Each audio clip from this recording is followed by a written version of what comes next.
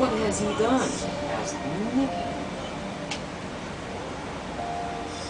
The people told him about a night when the giant decided to have a little fun. While they lay sleeping, the giant began to whistle. When he whistled, the wind blew.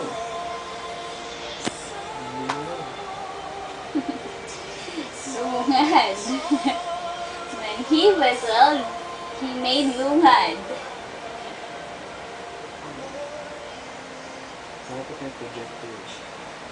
He whistled through the windows. The wind blew through their homes. It blew all the sleeping people right out of their beds. Mickey didn't like that story very much, and he didn't like the next one at all. One day, the giant wanted to play. He jumped rope in the fields. They had just been planted. He made footprints all over the fields. That night, it rained. The next day, the fields were covered with fruit-shaped lakes. When the giant saw his footprints filled with water, he began to laugh. He laughed so hard that he fell down. He rolled on the ground. He laughed some more. Everything for miles around shook as he laughed. This was too much for the animals in the forest. They were so afraid that they ran for their lives. Now, there are no animals in Cedar Grove, so said the giant. And soon there will be no people. Ho, ho, ho, ho. What a terrible giant, thought Mickey. Just then a wagon came racing into town. It was stopped. It stopped. The driver jumped to the ground. He told Mickey his story. I was taking my family away from Cedar Grove, but a huge boulder rolled right onto the road.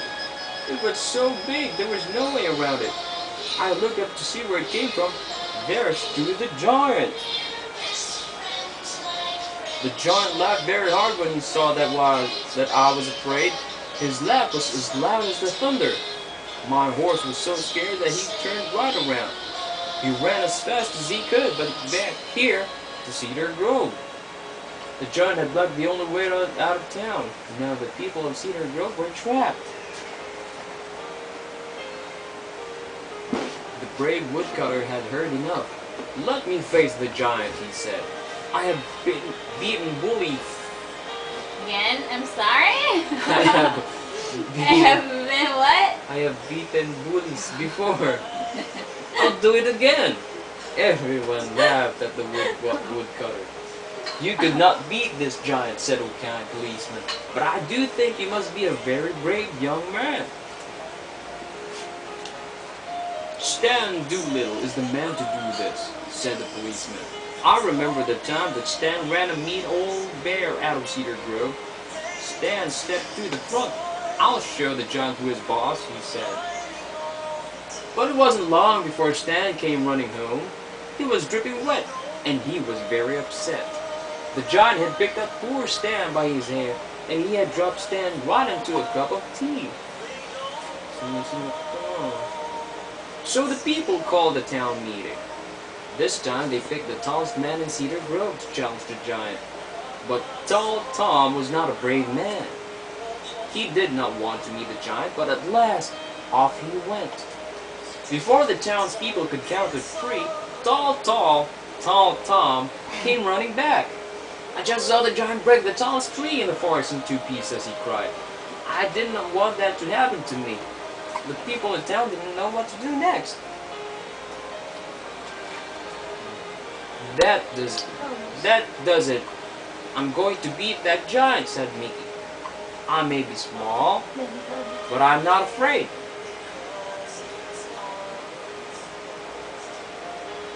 Look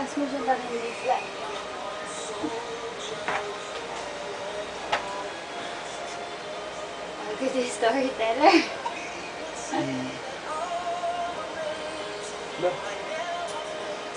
Sa'yo, pang-flat kasi ng tiyan mo. Buhat mo, hindi ko mabuhat dito sa side.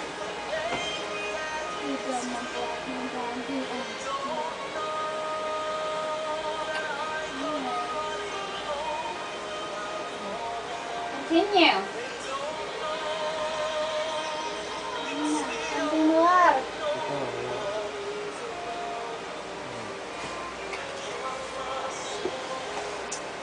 Before I go, I'll need 3 things. I'll need a bag, I'll need a drinking straw, and I'll need the widest, roundest cheese in town. I have a plan. The people wondered what the woodcutter wanted with such things, but they gave him what he asked for. Then they told him how to find the giant. Funny.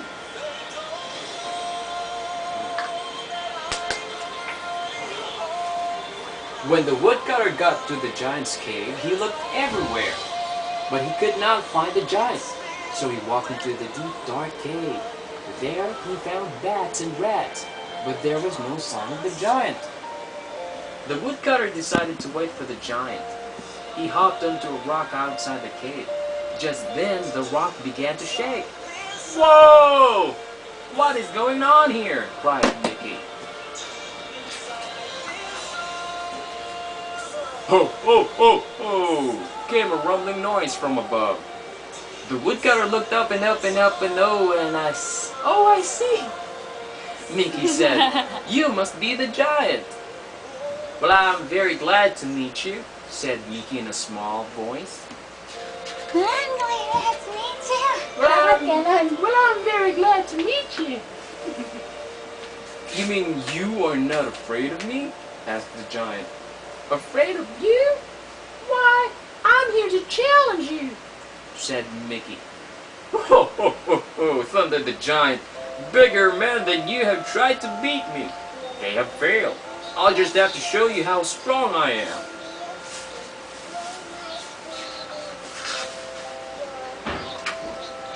"Watch this!" roared the giant. Then he wrapped his huge hand around the widest tree in the forest. He pulled it up as if it were a carrot from a garden. "And this," he said. Then he pounded his huge hand on the ground. The ground came apart. It became a deep, long canyon. Now it is my turn," said Mickey to the giant. "Watch how far I can blow this leaf." "A leaf?" yelled the giant. "I could blow down 50 trees with one breath."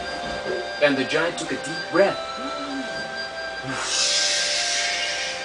There lay 50 trees on the forest floor. Mickey knew his plan would work. "Not bad," he told the giant. "Not bad," he told the giant. Now it is my turn. Watch how far I throw this stone." "That is just a pebble," said the giant. "Step aside," the giant bent down to pick up a boulder. That is such a tiny rock," cried Mickey. "Why not throw the one over there?" Mickey pointed to the very boulder that was blocking the road to Cedar Grove.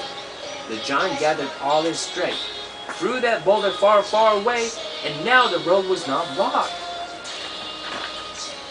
My plan is working better than I would do," Mickey thought. He reached into his bag. He pulled out the straw. "Watch this," he said to the giant. "I'm going to drink all the water in this pond." "Straws and ponds are for weaklings," said the giant. "I can drink a lake." "Can you drink all those foot-shaped lakes in the planting fields?" asked Mickey. "Watch me," said the giant. And with that, he drank all the water in each and every lake. Now the giant was stuck, and he was so full of water that he was about to burst. "Here is an easy one for you," said Mickey. "How much water can you squeeze from a stone?" The giant picked up a stone. He squeezed it as hard as he could, but no water came from the stone. "What kind of giant are you?" asked Mickey. He held up the round white cheese. "See this stone? Watch this." Then he squeezed and squeezed. Water ran from the cheese. The giant's eyes grew big with fear. "And if you don't leave Cedar Grove at once," said Mickey, "why I'll..." The giant turned and ran.